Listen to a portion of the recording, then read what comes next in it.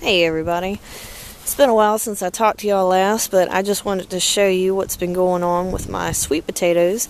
This right here is a raised planter box that we built.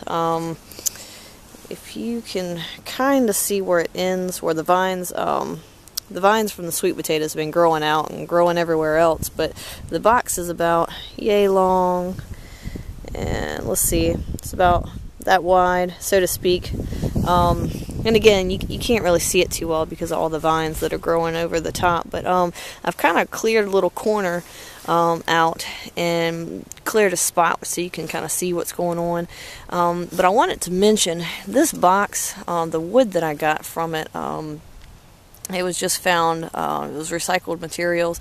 It was laying on the side of the roads. I guess somebody had ripped up an old deck or fence or something of it, probably a deck. But and they had thrown the boards out, and I thought, well, gosh, they're already painted and everything, except for the ends.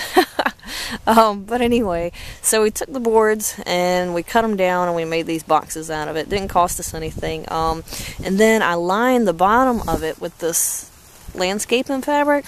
And this was reused too, you know, because I sometimes would put this stuff out in the field whenever I did, you know, whenever I planted something out there, and I'd use it to try to keep the weeds down, and then if we pulled it up for any reason, I'd just save it and reuse it. And this piece just so happened to fit in this box perfectly, but anyway, I didn't really like tuck it in or make it a permanent landscaping fabric, I didn't make anything permanent, and the reason why is because what I did was I just kind of left it, you know, sticking up on the sides a little bit so that I could fill this with dirt. It's probably about 8 inches deep, and then plant whatever I got to plant, and then when it gets to the end of the season, like for instance, this is my sweet potato bed. All I have to do is go and pull the fabric up, and you know, it instantly loosens the soil, and it loosens it enough so that all I have to do is kind of reach in there and get out the potatoes or sweet potatoes.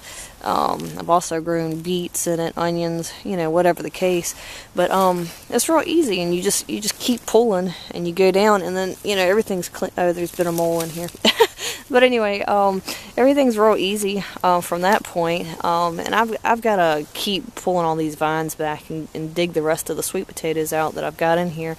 And then this right here is just, you know, drip irrigation hose that I ran through here so I don't have to water it. But so you guys can see just out of this one little corner, this is what I've already dug up out of this one bed. The sweet potatoes usually do pretty good. I'm here in Virginia. We've had a really wet summer though, so that might play into this, you know, cracking. Plus, I waited kind of late in the season. I usually like to try to pull them earlier in November, and this is, you know, almost Thanksgiving, but this could also be, you know, a deficiency in the soil. It could be a number of things.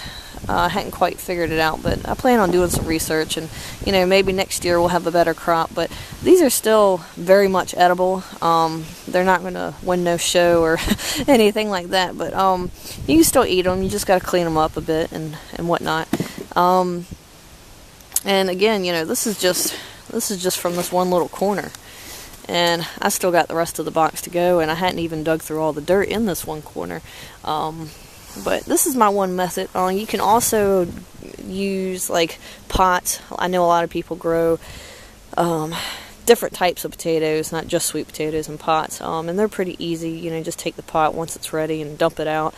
And this is kind of sort of the same method, a little bit different. You know, I just pull on the fabric and it loosens the dirt, and I reuse it and lay it back down. You know, but it works, and hopefully it'll give somebody else some ideas, and that's it. So anyway, happy gardening, and I hope to talk to you guys soon. Thanks so much.